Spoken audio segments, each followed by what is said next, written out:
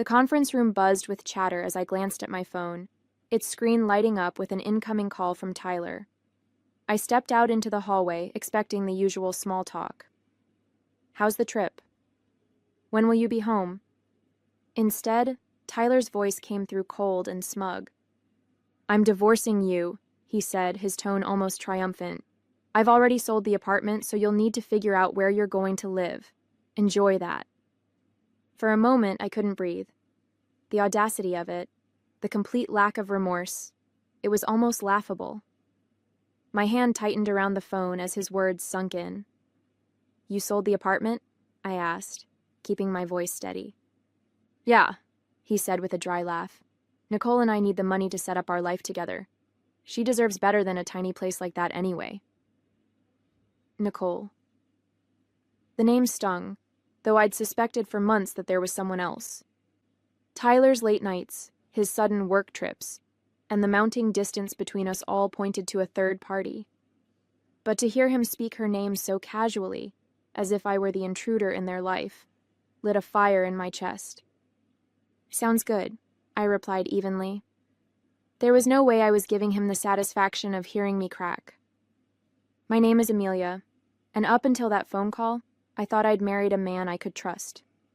Tyler and I had been together for 6 years, and while things hadn't always been perfect, I'd believed in our partnership. We'd worked hard to buy our apartment, a cozy 2-bedroom in the city that I'd fallen in love with the moment I saw it. It wasn't just a home, it was a symbol of everything we'd built together. Or at least that's what I'd thought. Looking back, there had been signs, small cracks in the foundation I'd ignored. Tyler's dismissive attitude whenever I asked about finances, his tendency to brush off my concerns with a charming smile and a quick kiss. I'd always assumed his confidence came from knowing what he was doing. Now I realized it came from knowing he could manipulate me. The rest of the day passed in a blur. I sat through client meetings, nodding at all the right moments while my mind raced. Tyler thought he'd won. He thought he could pull the rug out from under me, sell the home I'd worked so hard for, and walk away scot-free. But there was one crucial detail he didn't know. The apartment deed had been in my name alone for months. I'd had it transferred after we refinanced earlier in the year, a move Tyler had agreed to without much thought, because it meant a lower interest rate. He'd never bothered to ask about the details, or read the paperwork he'd signed. His carelessness was going to be his undoing. By the time I returned to my hotel room that evening, my shock had turned into resolve. I wasn't going to cry or beg. Tyler wanted a fight? Fine. But this was a fight I was going to win. The first call I made was to Chloe, my lawyer and longtime friend.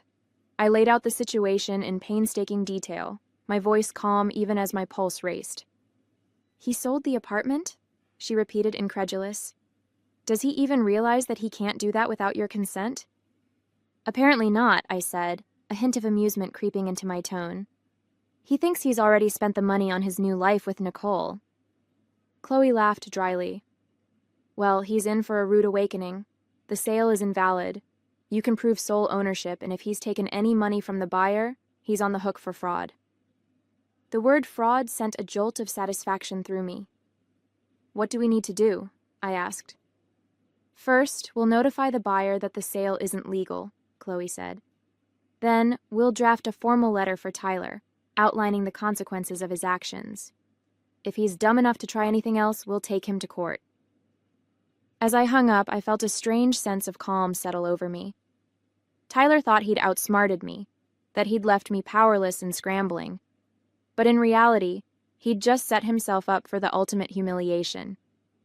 I spent the rest of the trip focusing on my work, compartmentalizing my emotions and channeling my energy into the task ahead. The betrayal hurt, but the prospect of reclaiming my life and watching Tyler's smugness crumble gave me a sense of purpose I hadn't felt in months. When I boarded the plane home, I was ready to face Tyler, ready to dismantle his lies, and ready to start a new chapter without him. This wasn't just about winning. It was about taking back control. The flight home gave me hours to think about how everything had unraveled. Tyler's arrogance was astounding. He hadn't even tried to hide his betrayal, as if I was just another obstacle to bulldoze on his path to freedom. But instead of spiraling into anger, I focused on what I'd do when I returned. Tyler thought I was powerless, but he didn't realize I'd been playing the long game without even knowing it. As the plane touched down, my first call was to Chloe. "I'm back," I said as I hauled my suitcase off the luggage carousel. "What's the next step?" "We've already notified the buyer," she replied, her tone brisk and efficient. They were shocked, to say the least, and not too happy with Tyler. They're willing to cooperate, which helps our case. "And Tyler?" I asked. "I sent the formal letter to his email this morning," she said.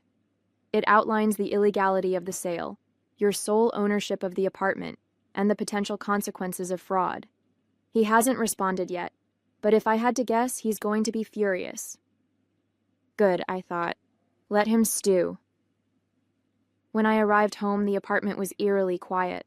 Tyler's things were still there, his jackets draped over the chair, his shoes carelessly tossed by the door, but the place felt different, like the energy had shifted. I took a deep breath and set my suitcase down, knowing that the confrontation would come soon enough. Sure enough, Tyler came storming in that evening, his face red with anger and his phone clutched in his hand. "What the hell is this?" he shouted, waving the letter Chloe had sent. "You're telling me I can't sell the apartment? It's half mine." "No, Tyler," I said calmly, crossing my arms. "It's not. The deed has been in my name for months. You can't sell something you don't own." He froze, his face a mixture of confusion and rage. "What are you talking about?" I grabbed the deed from the file I'd pulled earlier, holding it up for him to see. "After we refinanced, I had the deed transferred to my name. You signed off on it, remember?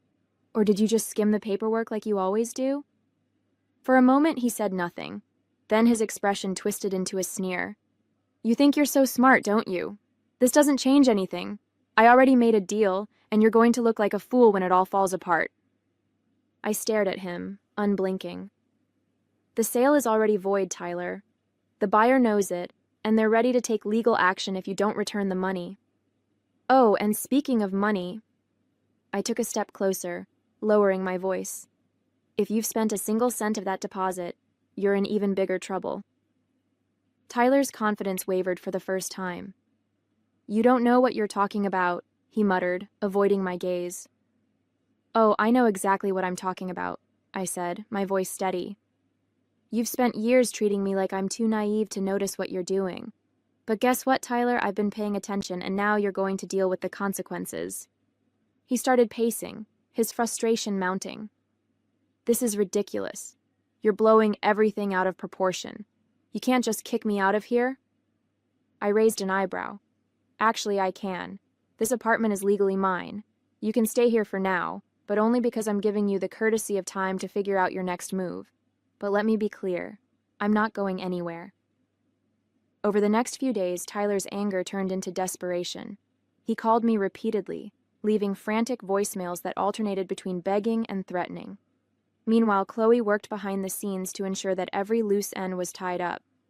The buyer rescinded the agreement, furious at Tyler for wasting their time and money, and Chloe drafted the preliminary paperwork for the divorce proceedings. "You're in a good position, Amelia," she told me during one of our meetings. "Tyler has no leverage here.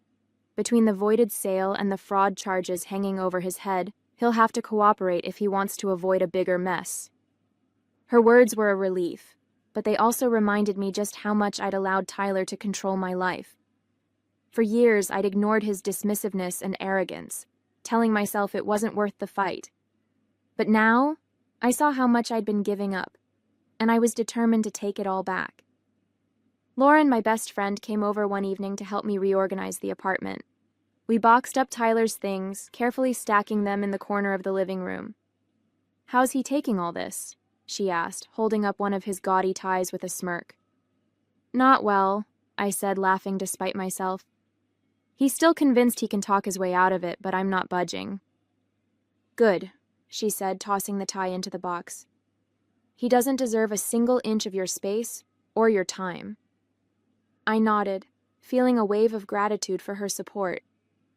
For so long I'd felt alone in my marriage, carrying the emotional and financial burden while Tyler took credit for everything.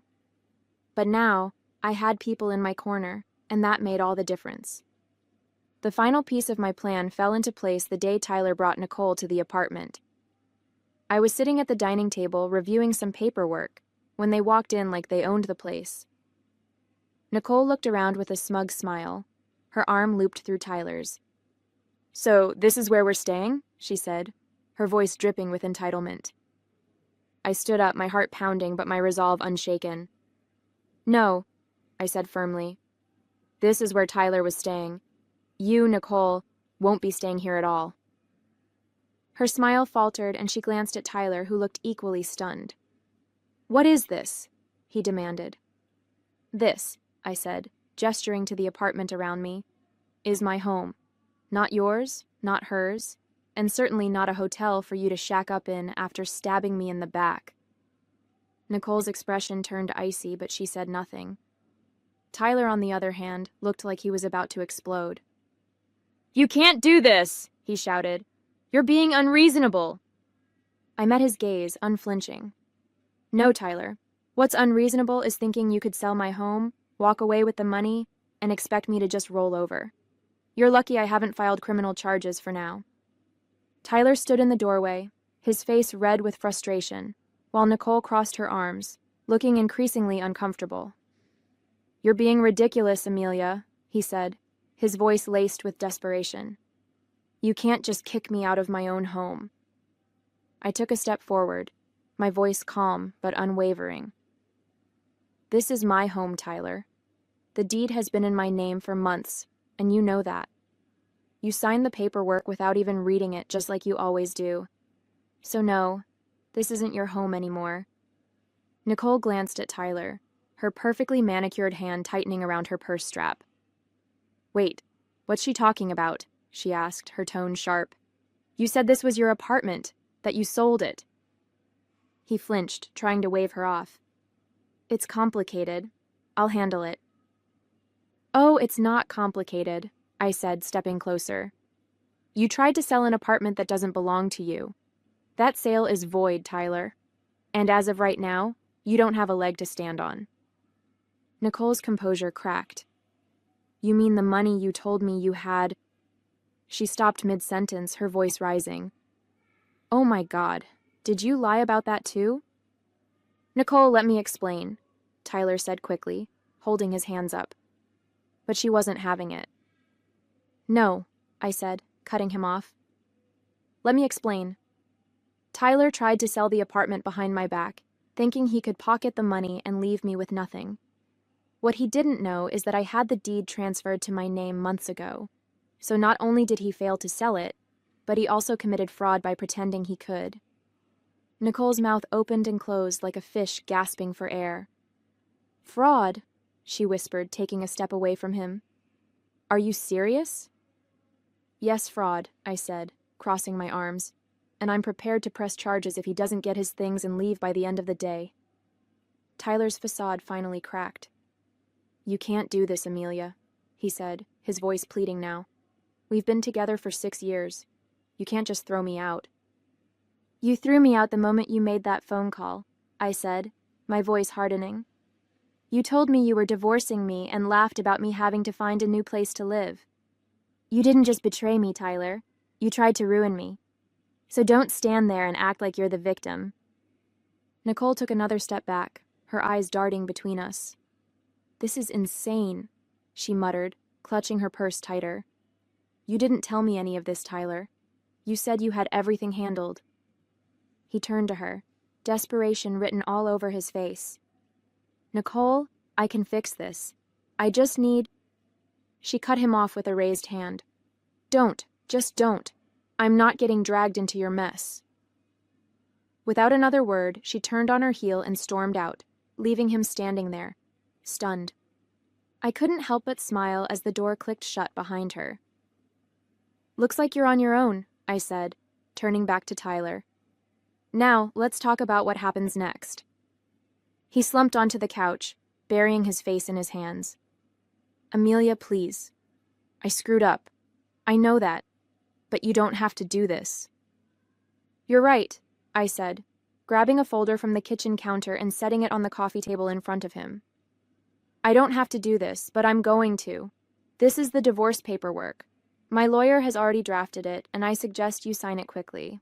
The sooner you do, the sooner we can both move on. He stared at the folder, his face pale. You really hate me that much? Hate you? I let out a bitter laugh. No, Tyler, I don't hate you. I feel sorry for you. You had everything. Someone who loved you, a home we built together, and you threw it all away because you couldn't see past your own ego. I stood, my heart pounding but my resolve unshaken. I want you out of here by the end of the day. Take your things and figure out where you're going to stay. This is the last time I'm giving you any grace. He opened his mouth to argue but stopped, his shoulders slumping in defeat. Fine, he muttered. I'll go. Good, I said, walking toward the door. And don't even think about trying anything else. Chloe's already handling everything, and the next time you cross a line, I won't hesitate to let the courts handle it. As I opened the door, Tyler slowly stood, grabbing his coat. He didn't look at me as he walked out, his footsteps heavy with defeat. For a moment, I felt a pang of sadness, not for him, but for the life we could have had if he'd been the man I thought he was. But that moment passed quickly, replaced by a sense of relief. I closed the door behind him, locking it with the new key I'd had made. This was my home now, and no one, especially not Tyler, would take it away from me again. The silence in the apartment after Tyler left was deafening. For the first time in years, I felt like I could finally breathe. The space no longer felt heavy with his presence, his entitlement, or his lies. It was just me, the home I'd built, and the quiet realization that I had won, not just against him, but against every doubt I'd ever had about standing up for myself.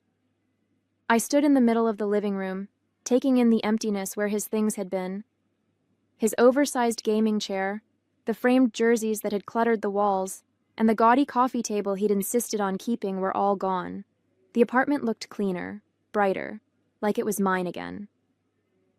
Lauren came by that evening with takeout and a bottle of wine.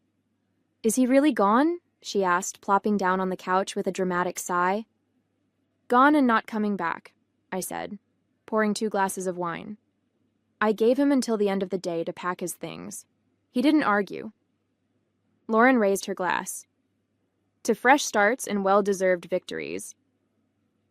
I clinked my glass against hers, feeling the weight of the past week slowly lifting.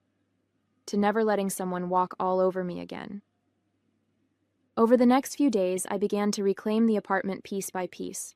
I rearranged the furniture, moved my favorite artwork into the living room, and filled the space with things that made me happy. It wasn't just about redecorating, it was about turning the apartment into a reflection of who I was, not the person Tyler had tried to make me. Chloe called with updates on the legal proceedings, her voice filled with the kind of confidence that made me feel invincible. The fraud charges are off the table since the buyer decided not to pursue them, she explained, but the divorce paperwork is moving along smoothly. Once Tyler signs, you'll be officially free. Hearing the word free made my chest tighten. It wasn't just about the divorce. It was about everything I'd been carrying for years. The resentment, the self-doubt, the feeling of being trapped in a marriage that didn't value me. It was all finally being lifted. Tyler tried to reach out a few times. His messages ranged from half-hearted apologies to pathetic attempts to guilt me into reconciling. I made a mistake, one read. Can't we at least talk about this? Another was more desperate.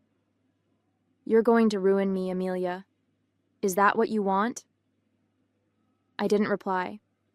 For once, I wasn't going to waste my energy trying to fix something that was broken beyond repair. He'd made his choices, and now he was dealing with the consequences. By the end of the week, the apartment felt like a completely new space, warm, inviting, and entirely mine. As I sat on the couch with a cup of tea, the city lights twinkling outside the window, I thought about everything that had happened. Tyler's betrayal had been a shock, but it had also been a wake-up call. For too long, I'd let myself believe that I didn't deserve better, that I had to settle for whatever scraps of respect and love he decided to throw my way. But now, I knew better. I wasn't just reclaiming my apartment, I was reclaiming my life. A month later, my life looked completely different. The apartment was unrecognizable, not because of any drastic renovations, but because of how it felt. It was a space that reflected me, my tastes, my personality, and my newfound independence. The absence of Tyler's clutter and his overbearing presence made the home feel lighter, freer. The divorce was moving along smoothly. Chloe had handled everything with precision, ensuring Tyler had no room to argue or complicate the process. He signed the papers without much fuss, likely realizing that he had no leverage. There was no grand showdown, no emotional plea to work things out. Just a cold, clean break that felt both bittersweet and deeply satisfying. One day, as I sorted through some old papers, I came across a photo of Tyler and me from our early years together. We were smiling, arms around each other, full of hope and promise. I stared at it for a moment, letting the memories wash over me. There had been good times, moments when I truly believed we were building a life together. But those moments were gone, overshadowed by years of neglect, manipulation, and betrayal. I tucked the photo into an envelope and put it away in a drawer. It wasn't worth keeping out in the open, but I wasn't ready to throw it away either. It was a part of my past, but it didn't define me anymore. Lauren and I celebrated the finalized divorce with dinner and drinks at a trendy rooftop bar downtown. "You're glowing," she said, raising her cocktail in a toast. "Single life suits you." I laughed, feeling a warmth I hadn't felt in years. "It's not the single life," I said. "It's the freedom. For the first time, I don't feel like I'm living under someone else's rules." We toasted to that, and as the night went on, I felt a growing sense of pride in myself. I'd faced one of the hardest moments of my life and come out stronger. I wasn't just surviving, I was thriving. Back at home, I started planning for the future.